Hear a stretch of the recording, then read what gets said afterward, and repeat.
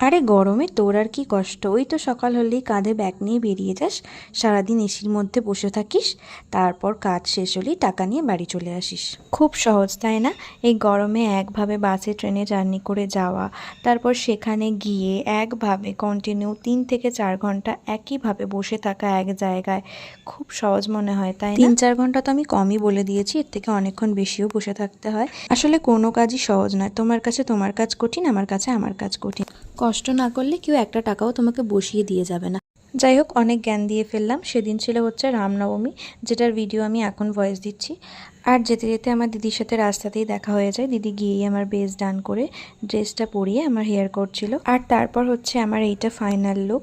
তোমরা দেখে জানিও আমাকে কেমন লাগছে। দিদি খুব তাড়াতাড়ির মধ্যে ভীষণ একটা ভালো লুক আমাকে দিয়েছিল, যেটা তো আমার খুবই পছন্দ হয়েছিল। তোমরাও দেখে জানিও তোমাদের কেমন লাগলো, আর মিনি ব্লগটা কেমন লাগলো সেটাও জানাতে কিন্তু একদমই ভুলবে না। টাটা।